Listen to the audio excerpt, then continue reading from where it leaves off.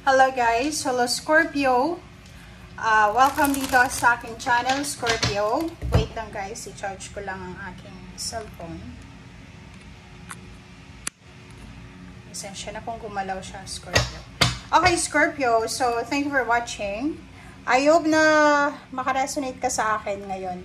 Okay, so tingnan natin kung ano yung message sa'yo ng baraha. This is for full moon in lunar eclipse.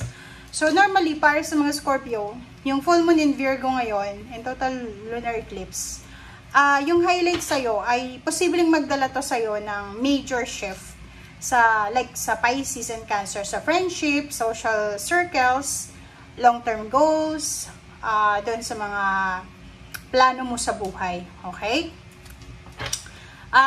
This full moon, marami ka din na marirealize na may mga relationship kayo na hindi na-align sa future mo. So, pwedeng may karelasyon ka ngayon, may mga tao sa paligid mo, relatives, friends, kakilala na hindi mo na kailangan sa buhay mo sa ngayon or hindi mo na siya kailangan sa future.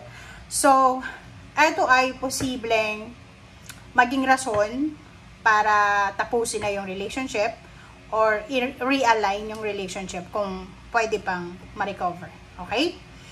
And dito sinasabi din na yung full moon na to ay posibleng yung mga pangarap mo sa buhay, goals, dreams, and aspiration mo, okay? If, for example, parang ang tagal mo nang hinihintay, siguro let go mo na lang siya. And then, may mga bago ka na naman na pangarap na yun yung parang ipupursue mo siya. Okay? So, this is a reminder para sa mga Scorpio, lahat ng water sign, Pisces, Scorpio, Cancer. I-let go nyo na yung mga connections, attachment na nagdi-drain ng energy nyo. Yung parang pagkausap mo siya, after mong makausap, mapa-landline, mapa-text, mapa-chat, mapa-call, parang nagdi-drain ka, yung parang wasted, pagod na pagod ka, yung parang hinigop niya lahat ng good vibes mo or energy mo. Okay? So, i-let go mo na yan. And, welcome those who inspire you. And doon sa mga tao na like-minded sa inyo, yung parang ibuboost yung energy mo, yung pag nakausap mo sila, mamomotivate ka. Yun yung dapat na i-keep mo. Okay? So, this full moon then, and this lunar eclipse is time para balikan kung ano yung mga pagkakamali mo, kung pwede pa itong mai-correct, and then para maiwasan to sa mga susunod pa sa future. Okay? Okay, Scorpio.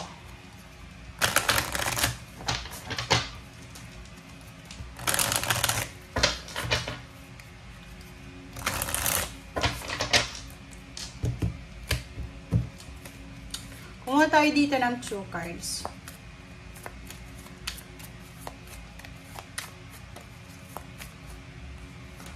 Okay, Scorpio, creation, diba? So, it's a resonated card para sa mga Scorpio.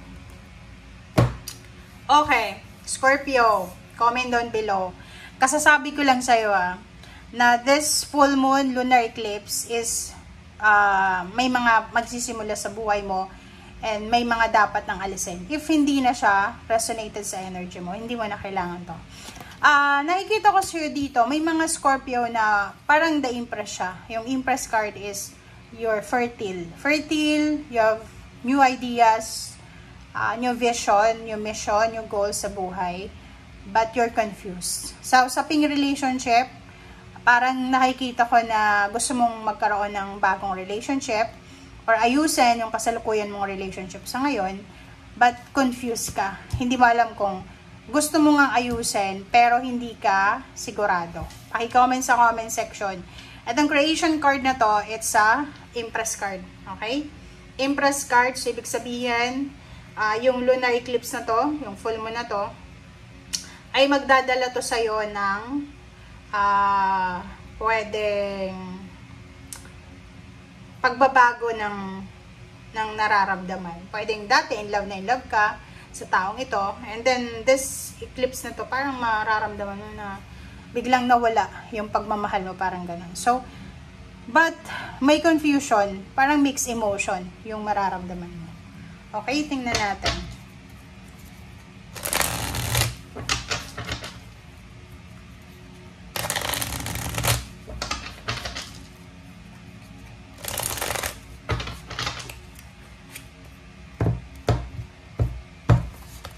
kay Scorpio. First card natin is Four of Pentacles. Same with Pisces. So, ang ganda na to kasi sinasabi dito na simula ngayong full moon na to, ay posibleng magkakaroon ka ng panibagong ideas kung paano makapag-save ng pera. Ano ba yung mga pwedeng magawa mo para magkaroon ka ng additional income, additional earnings. And nakikita ko sir dito na nakafocus ka para sa pera, material. Okay? Okay, tingnan natin. Next card is Hierophant. So, yung Hierophant na to maganda kasi ibig sabihin may mga Scorpio na makaka-encounter ng mga attachment or pwedeng may mga papasok sa buhay mo na makakatulong sila. They will guide you. They will be your mentor, allies, sa kung ano man na plano mo. Planong pag-iipon ng pera, planong pag-invest, planong pag-ninegosyo, or kung ano man na plano. Eight of Cups, resonated to sa'yo, resonated sa Cancer, resonated sa Pisces. So, dito sinasabi na letting go of connections, emotions, toxicity, drama. So, this full moon and lunar eclipse, don't waste your time sa mga drama. As much as possible, Scorpio, Cancer, and Pisces to, stay away from drama. Stay away, mas okay yung peaceful. Kahit konti lang yung kaibigan mo, as long as na resonated kayo sa bawat isa. Walang backstabber, walang traidor. So, simple lang, low-key lang, pero nagmamahalan. Parang ganun. And as much as possible, umiwas tayo sa gulo, sa pagkikipag-debate about politics, about personal, about our point of view. Kasi wala tayo religion, wala tayo doon na walang sino man nananalo sa ganyang klase ng topic. Okay, so 9 of Swords and 10 of Swords. So, wow, diba? Scorpio, congratulations sa'yo. Bakit? Yung full moon and lunar eclipse na to is maganda to para sa'yo. Unang-una yung 9 of Swords. You suffered so much, okay? Marami kang sufferings Marami kang pinagdaanan sa buhay. At ang 9 of Swords na ito is all about personal, professional, psychological, emotional, mental sufferings to. Yung parang hindi ka makatulog, hindi ka makapag-decide, confused ka, kasi ang dami mong iniisip, breadwinner ka ba? Or gusto mo ng tahimik na relationship? Basta ito, 9 of Swords na to, nakaranas ka nito, na hindi ka mapakali. Yung parang gusto mong i-give up, pero hindi mo mag-give up, kasi komportable ka sa comfort zone mo niyan, or may anak ka, or pwedeng yan lang yung kaya mong trabaho. Parang ganun. So, but, starting full moon, lunar eclipse na to, in Virgo, sinasabi ng barahan na may 10 of Swords ka na. From 9 of Swords to 10 of Swords ka na. So, from stress, from drama, from toxicity, from depression, anxiety, you will get over, you will overcome, diba? 10 of Swords. 10 of Swords is fulfillment, achievements, recovery, endings, na kung ano man tong negative, toxic na nangyari sa'yo. And mapapalitan to ng sobrang saya. Family, happiness, victory, success. Nakikita ko na may mga homecoming. So, pwedeng may mga homecoming sa probinsya. Or pwedeng pagkikita ng anak tsaka nanay or parents or siblings. Mayroong mag-asawa na posibleng dumaan kayo sa hirap ng buhay relation. Yung parang away ng away kayo sa araw-araw dahil sa pera, o dahil sa bisyo, or dahil sa hindi kayo magkaintindihan. And simula this full moon in Virgo, matatapos na to. So, magiging sobrang tahimik na siya. Magiging sobrang maayos yung takbo ng relationship nyo. Matatapos ang anumang sigalot, ma-overcome nyo yung temptation, ma-overcome nyo yung toxicity and drama na nangyari. Okay. Page of Cups, if you're single, looking for a relationship, bantayan mo to.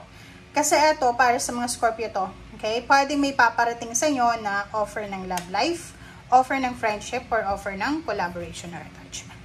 Four of Wands, sinasabi ng barahan na if you're single, if may mag-offer sa'yo ng relationship, ang taong ito ay hindi lang relationship yung i-offer sa'yo.